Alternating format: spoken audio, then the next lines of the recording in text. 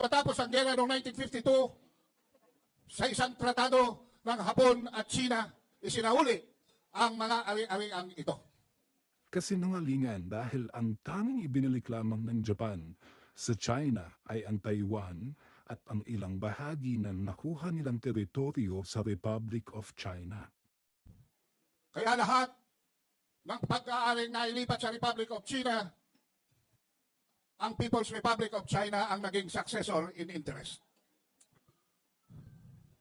1975, nagpulong si Presidente Ferdinand Marcos Sr.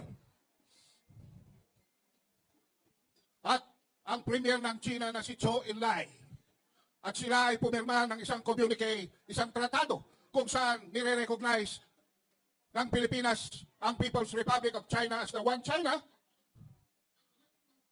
at lahat na naging ari-arian nito.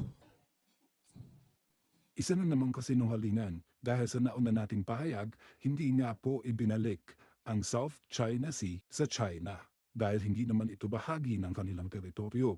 Pangalawa, ang pinagkasunduan lamang noong 1975 ay ang pagkilala ng Pilipinas sa One China policy. Nakasaad din dito that both government agreed to settle all dispute through peaceful means without resorting to the use or threat of force. Ibig sabihin, ang ginagawa ngayon ng China sa Pilipinas na continued aggression ay paglabag sa kasunduang ito ng dalawang bansa. Yan po ngayon ang pinagtatalunan. Ang mga isla po na yan, sa ayaw natin at sa gusto, tumututol man kayo o sumasang-ayon, ay sinauli po ng bansang Hapon.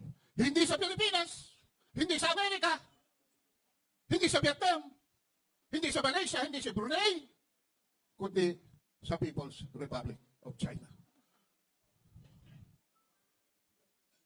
Kaya po, kung meron man tayong gustong palabasin sa mga bato-bato na yan, sapagkat ang China ang may posisyon ng mga isla na yan. Kung ayaw nating tanggapin na sila ay may titulo dyan, hindi ba natin tatanggapin na sila ang may posisyon yan at sila ang may kontrol niyan? Hindi po natin dapat kilalanin na ang China ang may karapatan sa ating exclusive economic zone dahil ito ay ginawad sa atin ng UNCLOS. Walang sino mang bansa bukod sa Pilipinas ang pwedeng mag-manage, mag-exploit at mag-explore ng living at non-living resources na meron dito.